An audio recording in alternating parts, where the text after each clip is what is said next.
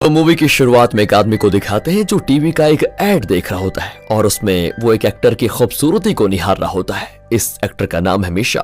देखिए तो कैसे स्टैचू बना बैठा है। और तब उसकी वाइफ मारिया आती है तो वो झट से न्यूज चैनल पे आ जाता है और कहता है कि सुना सुना सुना तुमने, हमारे देश की करेंसी का वैल्यू एकदम से घट गया है, बेरोजगारी कई गुना बढ़ गई है। वो भी कहती है कि हाँ, जब तुम जैसे निकम्मे 10 साल से बिना किसी काम धंधे के घर पे बैठे रहोगे तो बेरोजगारी अपने आप बढ़ेगी बढ़ेगी। सही बात है। अरे ये तो मेरी आरती उतारने लग गई। ये सोचकर चैंग, दोस्तों हाँ इसका नाम चैंग है, चुपचाप अपनी बेटी के कमरे में घुस जाता है। बाप ऐसा तो ये देखिए बेटी को मुंह में ब्रश से रंग भर रखे हैं। चैंग पूछता है कि बेटा ये क्या हाल बना के रखा हुआ है तुमने। कुछ नहीं पापा, मैं रिसाइकलिंग कर रही हूँ। रिसाइकलिंग? किस चीज का रिसाइकलिंग कर रही हो? कहकर वो कमरे में नजर घुमाता है तो वहाँ उस चुटकी के ब्रांड न्यू शूज रखे होते हैं जिसका टैग भी दोस्तों अभी तक नहीं उतारा था। उस पर पेंट करके रखा है इस नटखट ने। चैंग उसको डांट लगाता है कि बेटा रिसाइकलिंग का मतलब होता है कि पुरानी चीजों को फिर से यूज करना। ये तो तुमने अभी तक यूज ही नहीं किया है, इसको रिसाइकलिंग करने के बहाने इसका सत्यानाश कर दिया तुमने। वो कहती है पापा एक न एक दिन तो ये पुराना हो गई, तो सोचा आज ही इसको रिसाइकलिंग कर दूं, इसमें दिक्कत क्या है वैसे। इस तरह दोस्तों पॉइंट पे जवाब देने वाली इस नटखट चुटकी का नाम है यंग। वो कहती है कल आपको मेरे स्कूल आना है, याद से है? तो वो चिढ़कर कहता है कि नहीं मैं नहीं आऊंगा, अपनी माँ को लेकर जाओ। नहीं पापा, टीचर ने आपको ही बुलाया है, आपको ही आना होगा। अगले दिन दोस्तों स्कूल में यंग की क्लास को दिखाते हैं जहां टीचर ने सारे स्टूडेंट्स को अपने घर से कोई ना कोई ऐसी चीज लाने को कही थी जिसे वो यूज नहीं करते। तो यहाँ पर आइडिया यह है कि एक के लिए जो चीज यूजलेस होती है तो वो किसी दूसरे के लिए यूजफुल हो सकती है और स्टूडेंट्स इन आइटम्स को एक्सचेंज कर पाएंगे। तो एक अमीर घर का लड़का जिसका नाम जेटी है वो तो प्ले स्टेशन लेकर आया होता है। भाई प्ले स्टेशन। अब सारे बच्चे नारे लगाते हैं कि मुझे चाहिए प्ले स्टेशन, मुझे चाहिए।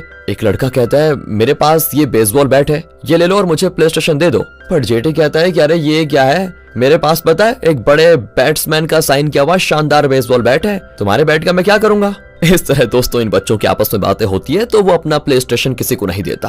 अब दूसरी ओर चैंग को मारिया कॉल करके कहती है कि अरे यंग ने तुम्हें स्कूल बुलाया था ना, तुम गए क्यों नहीं। चैंग तो भूल ही चुका था कि मुझे स्कूल भी जाना है। अब चैंग के पास स्कूल जाने के लिए भी पैसे नहीं है तो वो अपनी बेटी यंग के पिगी बैंक की छेद में एक क्लिप घुसाकर आराम से उसमें से एक नोट निकाल लेता है। बताओ यार क्या कंडीशन है।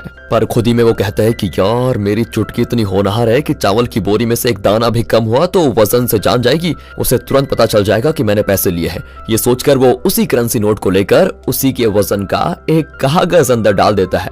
और यहाँ पर टीचर यंग से पूछती है कि बेटा तुम किस चीज को एक्सचेंज करना चाहती हो। वो कहती है कि मेरा यूजलेस आइटम अभी आ रहा है। और तब दोस्तों एकदम जोकर की तरह दरवाजे पे आता है चैंग। उसे यंग अंदर बुलाती है और अब वो अपनी क्लास को बताती है कि ये मेरे पापा चैंग हैं, ये 39 साल के हो चुके हैं और इन्होंने सियोल यूनिवर्सिटी से अपनी ग्रेजुएशन की थी और मेरे घर में इकलौते यूजलेस चीज यही है, इन्हें जो चाहे रेंट पे ले सकता है, मुझे कोई दिक्कत नहीं है।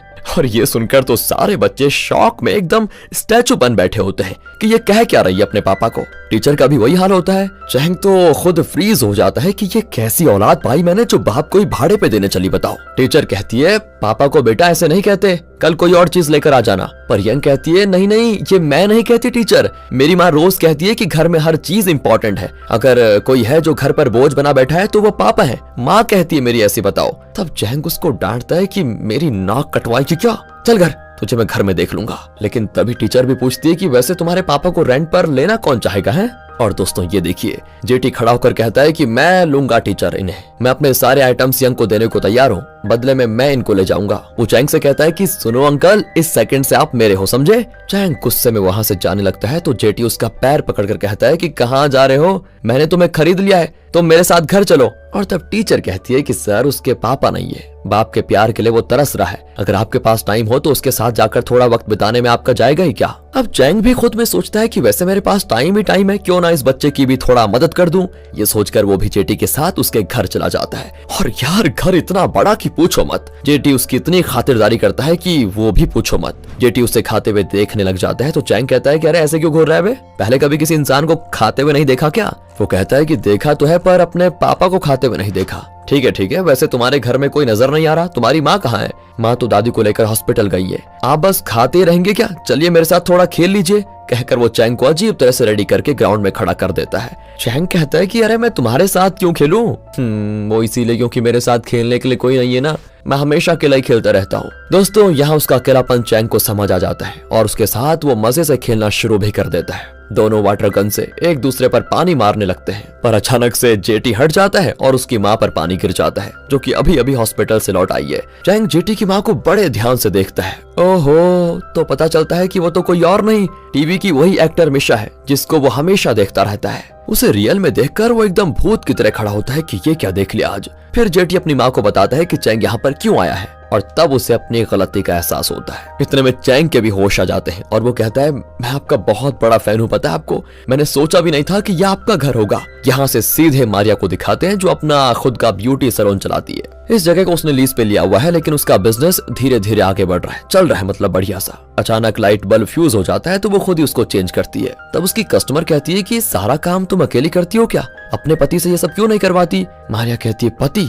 अरे वो कोई काम ही नहीं करना चाहता, बल्ब चेंज करने को कहूंगी तो बहाने बनाएगा कि हाथ में दर्द है, पैर में मोच है वगैरह वगैरह। अरे वो इस तरह ही करता है हर बार। लेकिन दोस्तों वहाँ जेटी के घर में उस मिशा के कहने पर चैंग देखो उनका बल्ब चेंज कर रहा होता है और मिशा से कहता है कि आपके घर में देखो जो भी प्रॉब्लम होगी मुझे बता दीजिए, मैं सब ठीक कर सकता हूँ, सबका सब, क्योंकि देखो मैं बहुत ही जिम्मेदार फैमिली मैन हूँ। इस तरह अपना झंडा गाड़ कर वो वापस घर आ जाता है और यहाँ पर फिर बाप बेटी मिलकर साबुन के पानी से बबल्स छोड़कर पूरे घर को गंदा कर रहे होते हैं। एक बबल काफी बड़ा निकलता है तो दोनों नाचने भी लग जाते हैं कि वाओ, ऐसा बबल किसी ने नहीं देखा होगा। लेकिन पता है क्या दोस्तों, वो सीधा जाकर मारिया के मुंह पे फट जाता है। बेचारी काम के बाद एकदम थकी हुई थी और इन दोनों शैतानों ने मिलकर देखो घर का क्या हाल करके रखा हुआ है। अब साफ सफाई भी उसे ही करनी पड़ेगी क्योंकि ये चैंग तो कुछ करने वाला है नहीं। वो गुस्से में अंदर जाती है। ये दोनों मतलब चैंग और यंग एकदम चुप रहते हैं क्योंकि इन्होंने एक भी शब्द कहा तो इस घर में भूचाल आ जाएगा। अगले दिन की बात है, स्कूल के बाद जेटी यंग से कहता है कि तुम्हारे पापा सच में कमाल के आदमी है, देखो यार मेरे साथ कल ना इतना मजा किया ना उन्होंने, क्या बताऊं।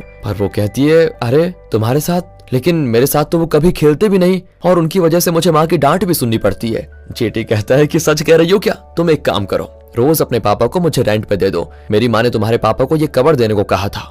यंग उस कवर को देखती जिसमें करेंसी नोट्स होते हैं और ये देखकर यंग के चेहरे पे आता है विलन वाला स्माइल, क्योंकि उसे मिल गया है एक बिजनेस प्लान। यहाँ चैंग अपने दोस्त के ब्राउजिंग सेंटर में बैठा आंखें फाड़ कर मिशा के फोटोज को देख रहा होता है। उसका फ्रेंड कहता है कि अरे इसको क्यों ताक रहा है, तेरी बीवी नहीं है क्या घर पर? हाँ, तुम क्या जानो खूबसूरती का मतलब, मैंने पता है मिशा को रियल में देखा है और उसकी खूबसूरती के लिए तो मैं करोड़ों डॉलर्स लुटा दूं। फ्रेंड कहता है कि अच्छा बेटा, 2 महीने पहले मुझसे $250 उधार लेकर लिए थे तूने, वो तो तुझसे दिए नहीं जाते, मिशा को करोड़ों देगा बड़ा। फिर इस तरह इनकी बातें खत्म होती है तो चैंग घर आकर टीवी पर एक क्विज प्रोग्राम देखता है। उस शो के हर सवाल का जवाब चैंग बिल्कुल सही सही दे रहा होता है, लेकिन यंग उससे रिमोट छीनने की पूरी कोशिश कर रही होती है कि मुझे कार्टून चैनल देखना है पापा, पर चैंग रिमोट देता ही नहीं और फिर कोई रास्ता न पाकर यंग जेटी का दिया हुआ वो कवर चैंग को पकड़ा देती है। उसमें होते हैं बहुत सारे पैसे। चैंग कहता है कि तुमने जेटी से इतने पैसे क्यों लिए? वो कहती, पापा आप इतना गुस्सा क्यों होते हो, आपको तो खुश होना चाहिए कि आपके इतिहास में पहली बार आपने पैसे कमाए हैं,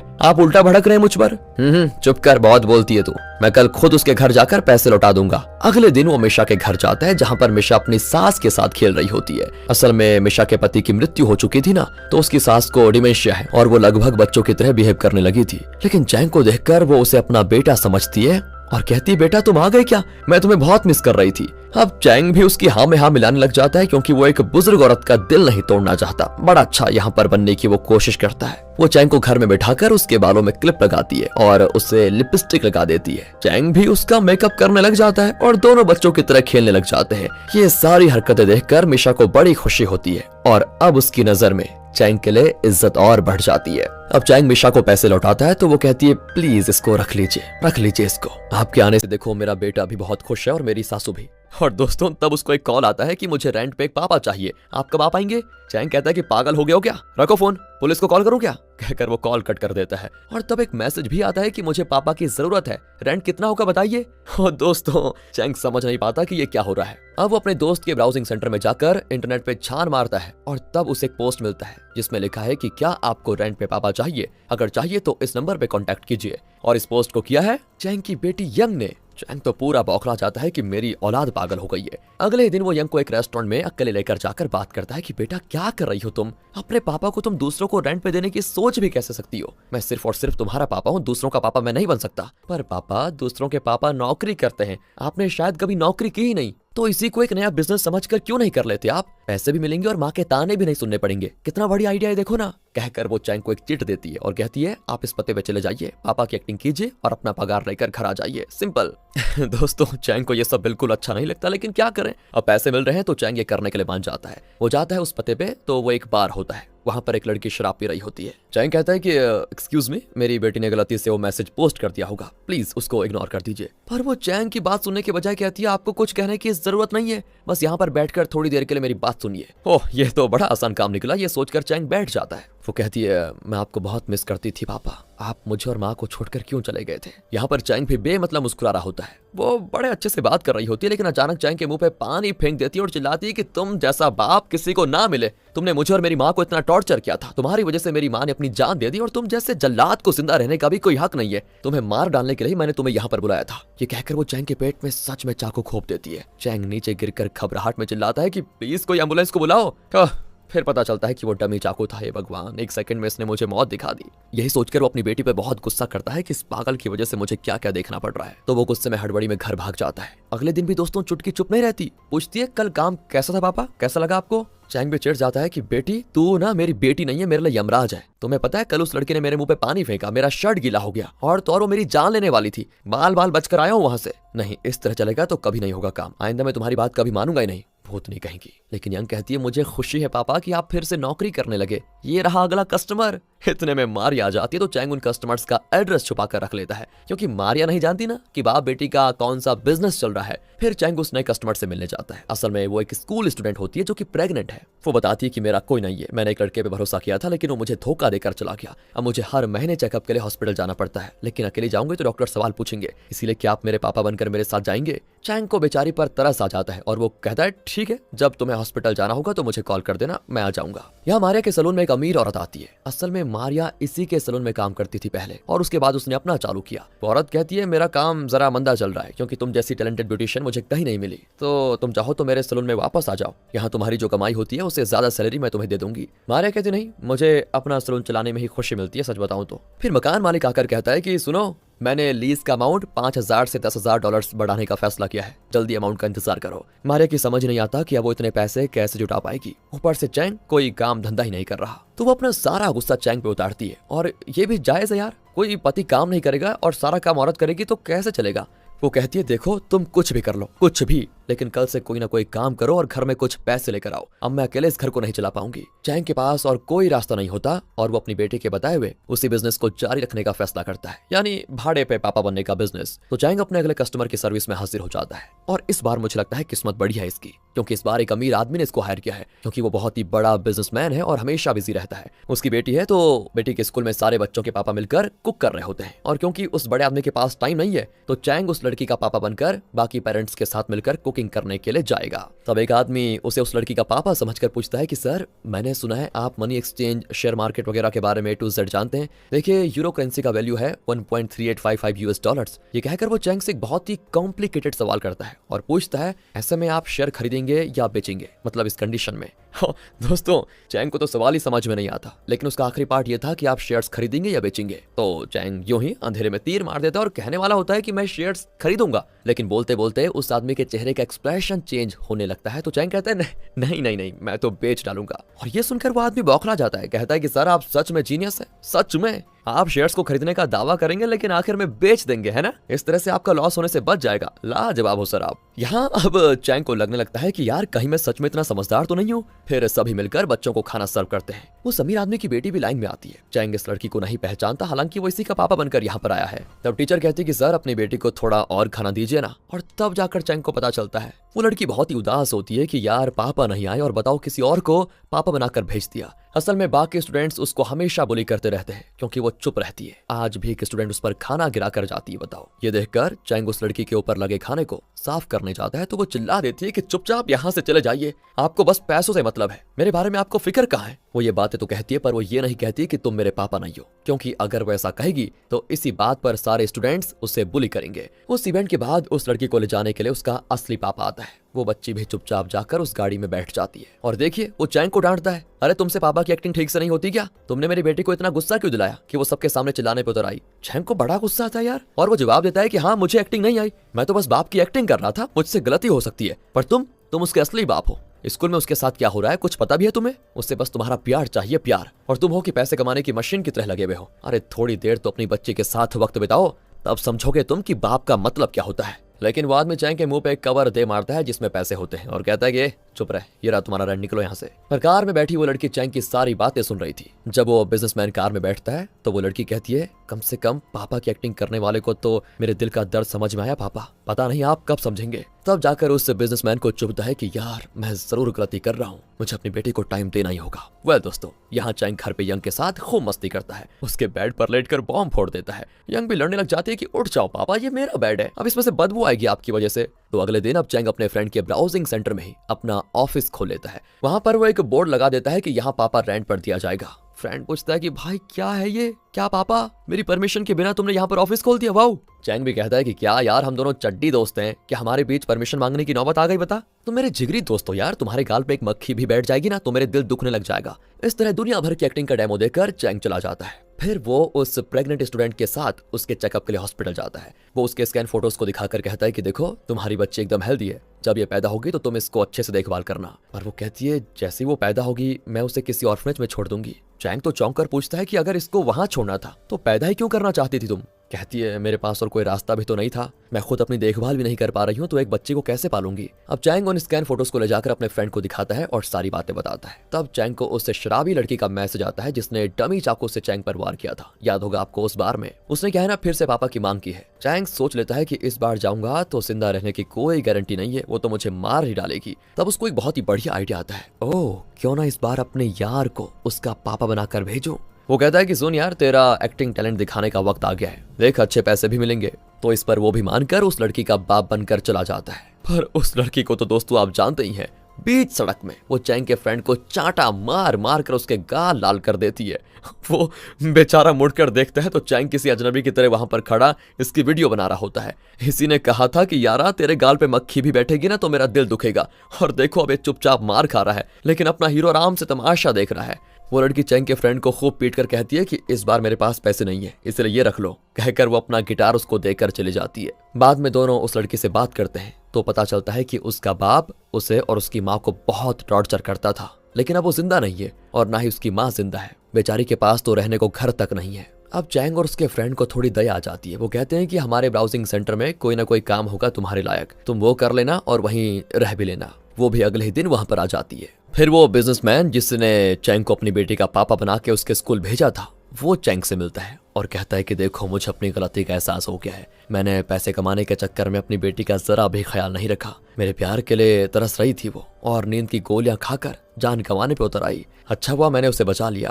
अब मैं सुधर चुका हूँ और उससे बात करना चाहता हूँ, लेकिन प्रॉब्लम यह है कि वो मुझसे बात नहीं करना चाहती। देखो अगर तुम मेरी मदद करोगे और उसे थोड़ा शांत करवा दोगे तो मैं उससे बात कर पाऊंगा, प्लीज ना मत कहना। चैंग भी मान जाता है और उसकी बेटी से मिलने जाता है, पर वो चैंग को देखते भी नहीं। चैंग उसे कई बुक्स देता है और कहता है कि देखो नींद की गोली खाने से कोई प्रॉब्लम सॉल्व नहीं होती बेटा, जब तक तुम ये सारे बुक्स पढ़ लोगी ना तब तक तुम्हारे पापा वो सब करना शुरू करेंगे जो तुम उनसे एक्सपेक्ट करती हो, अगर वो नहीं करेंगे तो मैं उनसे करवाऊंगा। ये कहकर चैंग चला जाता है। ओहो ये देखिए दोस्तों कितनी प्यारी सी स्माइल करती है वो, क्योंकि चैंग ने उसकी खातिर उसके पापा से बात की थी। अब चैंग को कई क्लाइंट्स मिलने लग जाते हैं। वो मिशा के घर जाकर उसकी सासू के साथ खूब खेलता भी है और वो बिजनेसमैन अपनी बेटी के साथ मिलकर मूवी देखना चाहता था, लेकिन बेटी तो मानेगी नहीं, इसीलिए उसने चैंग से मदद मांगी होती है। चैंग ने थिएटर में 3 टिकट्स बुक किए थे और बीच वाला टिकट उस बिजनेसमैन को दे दिया। फिर वो उसकी बेटी से कहता है कि बहुत बढ़िया मूवी है, मैंने तुम्हारे लिए और अपने लिए 2 टिकट्स लिए हैं, पर क्या है ना कि बीच की सीट किसी और ने बुक कर दी है। दोनों अंदर जाते हैं और उस लड़की को मजबूरन अपने पापा के साथ बैठना पड़ जाता है। चैंग भी बड़ा खुश होता है कि बाप बेटी साथ बैठे हैं। फिर चैंग एक ऑर्फनेज में जाता है जहाँ सिस्टर बच्चों से कहती है कि देखो तुम लोग अपने पापा के साथ जो जो गेम्स खेलना चाहते हो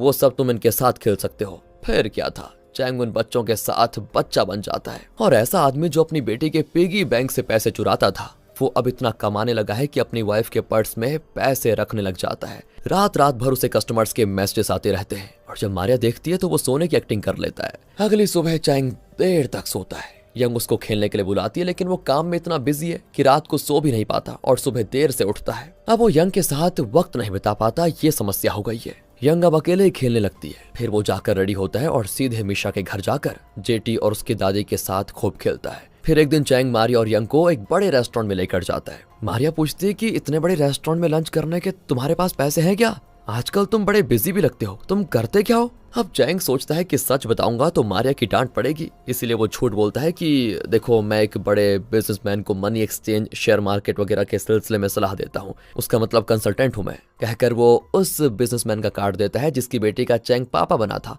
वो कहता है हाँ ये देखो, ये कार्ड दिख रहा है, इसका मैं स्कूल फ्रेंड था, लेकिन अब कंसल्टिंग की अच्छी फीस देता है वो मुझे। मारिया चौंक कर पूछती क्या मनी एक्सचेंज, शेयर मार्केट, इन सब के बारे में तुम्हें कुछ आता भी है? मुझे तो नहीं पता था, तुम सलाह कैसे देते हो बताओ? चैंग कहता है तुमने तो यार मेरी इंसल्ट कर दी, मुझे तुमने समझा ही नहीं शायद। अरे तुम जानती भी हो एक यूरो का यूएस डॉलर्स में कितना वैल्यू है? 1.3885 अमेरिकन डॉलर्स होता है, और जब हम इसको एक्सचेंज करते हैं तो ब्रोकर उसमें से 3 पाइप नहीं वो पिप, अरे छोड़ो वो जो भी हो उतना खुद ले लेता है। असल में आप और मैं तो जानते हैं कि चैंग को कुछ नहीं आता, लेकिन उस दिन याद है उस आदमी ने चैंग से इन सब के बारे में एक कॉम्प्लिकेटेड सवाल पूछा था और उसने उसको ये सारी डिटेल्स भी दी थी। उसी इन्फॉर्मेशन को वो यहाँ अपनी नॉलेज के तौर पर झाड़ रहा है। अब वो कहता है कि जब देखो ऐसा सिचुएशन होता है ना, तब पता है क्या करना होता है? खरीदने का दावा करके एकदम से बेच डालना होता है, तभी हम लॉस से बच पाएंगे। ओह माय गॉड, मारिया तो शॉक और यंग भी शॉक कि इतना अच्छा दिमाग है पापा का, बताओ कहां से अटपका इतना सारा नॉलेज इनके पास। उस रात चैंग अपने परिवार के साथ डिनर ना करके मीशा के घर जाकर वहां डिनर करता है। फिर वो मीशा से कहता है कि आपकी सास को देखकर मुझे अपनी दादी की याद आती है, पता है उन्हीं की वजह से मैं ग्रेजुएट बना था। मीशा पूछती है वो कैसे कैसे? तो चैंग बताता है कि मैं स्कूल में टॉप करता था, लेकिन मेरे पेरेंट्स का कोई खास रिएक्शन नहीं होता था मुझ पर मेरी दादी वो बड़ी खुश होती थी कि मेरे पोते ने टॉप किया। उनके चेहरे पे ऐसी खुशी देखने के लिए मैं बार बार टॉप करने लगा। आपकी सास भी उन्हीं की तरह हर छोटी छोटी बात पर खुश होती है, इसीलिए मैं ऐसा कह रहा हूँ। तब जेटी आकर कहती मम्मा मेरे बर्थडे पे आपने मुझे बेसबॉल मैच दिखाने का वादा किया था ना, तो हम तो जा रहे हैं, लेकिन पापा आप भी जरूर आना, तीनों मिलकर मैच देखेंगे, बड़ा मजा आएगा। इसके बाद चैंग यहाँ पर कुछ कहता तो नहीं है, लेकिन खुशी खुशी चला जाता है। चैंग को इनकार करने का मौका ही नहीं मिलता। फिर ब्राउजिंग सेंटर में काम कर रही उस लड़की के हाथ में वो नेल पॉलिश लगाने लग जाता है। उसके फ्रेंड को चिढ़न होने लग जाती है क्योंकि वो उस लड़की को पसंद करने लग गया था। अब वो उसे कोई काम दे देता है ताकि वो चैंग के पास ही ना मंडराए। फिर चैंग जेटी के साथ बेसबॉल मैच देखने के लिए टिकट बुक कर रहा होता है। तभी यंग देख लेती है और बड़ी खुश होती है कि वाओ पापा हम बेसबॉल मैच देखने जा रहे हैं क्या? चैंग कहता है नहीं, मैं तो यूं ही देख रहा था। ठीक है पापा, अब चलिए ना मेरे साथ खेलिए। बेटा तुम अपना पहले होमवर्क पूरा करो। डैड वो तो मैंने कब का कर भी लिया है, आप मेरे साथ खेलो ना प्लीज। मैं देखो यंग अभी बहुत बिजी हूँ, मैं तुम्हें पैसे दे देता हूँ, तुम अपने लिए कोई टॉय खरीद लेना, उसके साथ खेल लेना। ये सुनकर यंग बहुत ही गुस्से में चली जाती है। दूसरी ओर मारिया का सलून जिस मकान में है उसका ओनर मारिया से कहता है कि देखो मैंने वो लीज अमाउंट बढ़ाने की बात की थी ना, तो उस दिन मैंने कहा था, तो फिलहाल मुझे वो अमाउंट तो नहीं चाहिए क्योंकि मैं ये मकान बेचने वाला हूँ और अपनी बेटी के साथ अमेरिका जाने वाला हूँ। तुम एक काम करो, जल्दी से जल्दी अपना सलून खाली कर लो। मारिया परेशान हो जाती है कि अब क्या होगा। तो चैंग काम के बाद यंग के लिए डिनर खरीद कर लेकर आता है, लेकिन यंग उसको नहीं लेती और गुस्से में अपने कमरे में चली जाती है। मारिया को परेशान देखकर चैंग पूछता है कि तुम्हें क्या हुआ, पर वो उसको ये नहीं बताती कि मकान का ओनर सलून खाली करने को कह रहा है, बल्कि ये कहती है कि देखो मैं सोच रही थी कि सलून बंद कर दूं क्योंकि तुम अच्छा खासा कमाने जो लग गए हो, मैं सोच रही हूँ घर पर ही रहूं। यंग भी दिन भर अकेली घर पर रहती है ना, उसके साथ वक्त बिताने का मौका भी मिल जाएगा मुझे। पर चैंग कहता है कि यार तुम इतनी जल्दी फैसला क्यों कर रही हो, अभी अभी तो तुमने सलून शुरू किया है और उसमें देखो तुम्हारी कितनी मेहनत भी लगी है।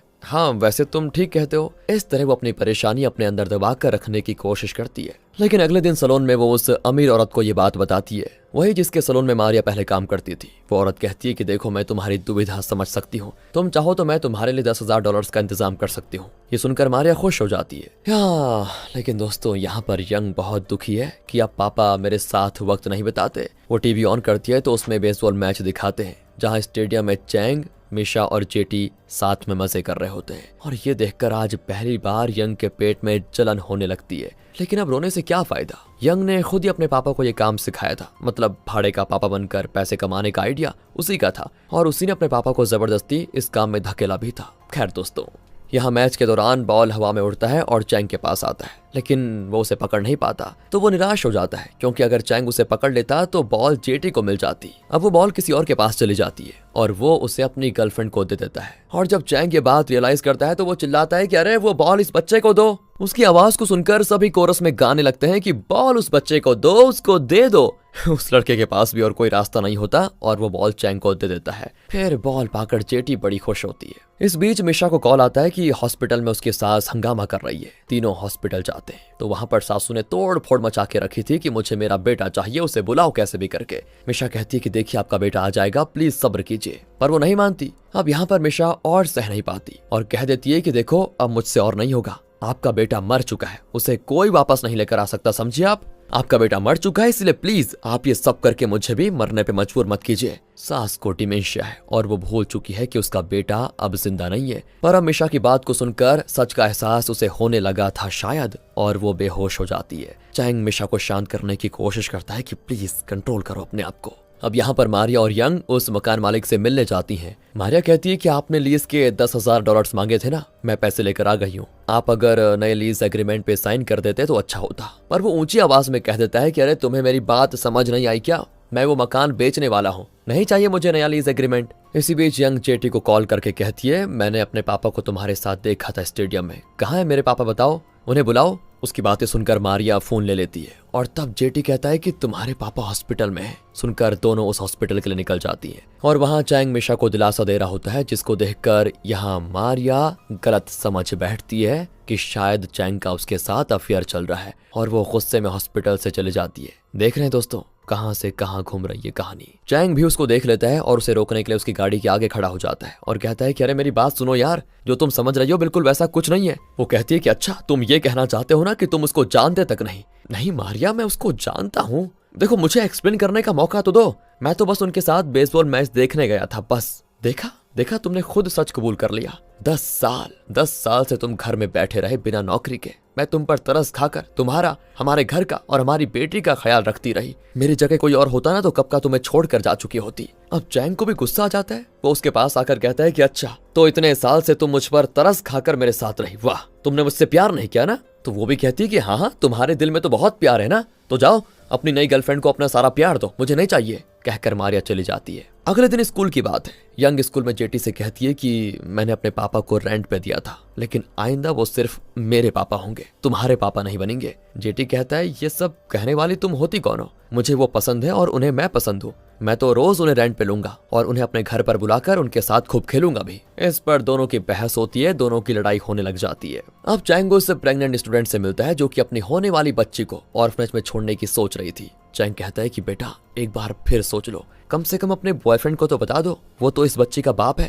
तब वो एक फोटो दिखाकर कहती है कि ये है मेरा बॉयफ्रेंड, पर पता नहीं ये कहाँ पर है, अगर आपसे बन पड़े तो इसको ढूंढ निकालिए, फिर सोचेंगे। चैंग कहता है कि देखो ये मेरा काम नहीं है, ये कहकर वो जाने लगता है। तब वो कहती है कि देखा आप भी मुझे छोड़कर जाने पे तुले हुए हैं, आप मेरे असली पापा नहीं है ना, इसीलिए आपको मेरे लिए कुछ करने की जरूरत नहीं है। ये सुनकर चैंग गिल्टी फील करने लगता है। और अभी कुछ देर पहले स्कूल में यंग और जेटी की लड़ाई हुई थी तो उनके पेरेंट्स को बुलाया जाता है। यंग की माँ मारिया और जेटी की माँ मिशा आती है। मारिया यंग से कहती है कि जेटी से माफी मांगो बेटा, पर वो कहती है मैं किसी से माफी नहीं मांगूंगी। तो मारिया उसको डांट लगाकर उसे खींच कर बाहर लेकर जाती है। तभी मिशा उससे बात करने की सोचती है, लेकिन वो कहती है मुझे किसी से बात नहीं करनी। मिशा कहती है देखिए बुरा मत मानिए, मेरी सास को डिमेंशिया है और इसी वजह से आपके पति उनके बेटे की एक्टिंग कर रहे हैं। हमारे बीच देखो ऐसा कुछ भी नहीं है जैसा आप सोच रही है। तब जाकर मारिया थोड़ी शांत होती है। लेकिन अब भी दोस्तों मिशा ने मारिया को ये नहीं बताया कि चैंग भाड़े का पापा बना फिर रहा है। असल में एक बात बताऊं आपको, चैंग पैसों के खातिर मिशा के घर नहीं जाता,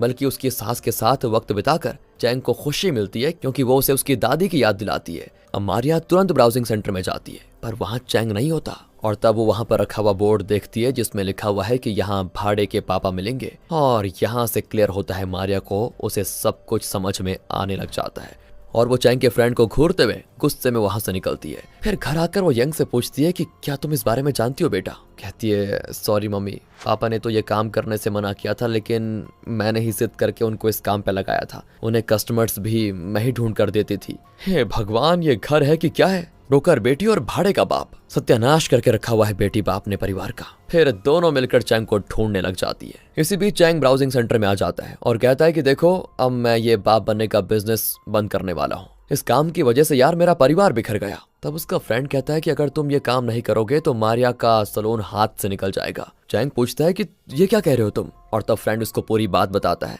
कि वो ओनर मकान बेचने वाला है और मारिया को सलून बंद करना पड़ेगा। अब चैंग को मारिया की मुश्किल समझ में आ जाती है और वो तुरंत उस मकान मालिक से मिलने जाता है। उसे लगता है कि अगर वो किसी तरह मारिया का सलून बचा लेगा तो मारिया का गुस्सा कम हो जाएगा। चैंग फिर उस ओनर के पैर पड़ता है, लेकिन वो मानने को तैयार ही नहीं होता और अड़ा रहता है कि मैं वो मकान बेच कर रहूंगा। उसने तो यहाँ तक कि अपना सारा सामान पैक करके रखा होता है, पर ऊपर किसी दूसरे शहर का एड्रेस लिखा होता है। चैंग चौंक जाता है कि आप तो अमेरिका जाने वाले थे ना, फिर इसमें ये लोकल एड्रेस क्यों लिखा हुआ है बताइए। और तब वो सच बताता है, असल में उसकी बेटी शादी करके अमेरिका में सेटल होने वाली है, लेकिन वो अपने पापा को यहीं छोड़ कर जाने वाली है। अगर लोगों को पता चला कि वो अपने बूढ़े बाप को यहीं अकेला छोड़कर चली गई तो ओनर की बेइज्जती होगी, ऐसा ओनर का मानना है। इसीलिए वो लोगों को ये बता रहा है कि मेरी बेटी मुझे अमेरिका ले जाने वाली है, पर असल में तो बेचारा पास के दूसरे शहर में रहने जा रहा है जहाँ उसे कोई पहचानता नहीं, ना ही उसका कोई अपना है। चैंग कहता है कि वाह क्या पागलपन है, आप 50 साल से यहाँ पर रह रहे हैं, कोई कुछ भी कहे उससे क्या फर्क पड़ता है,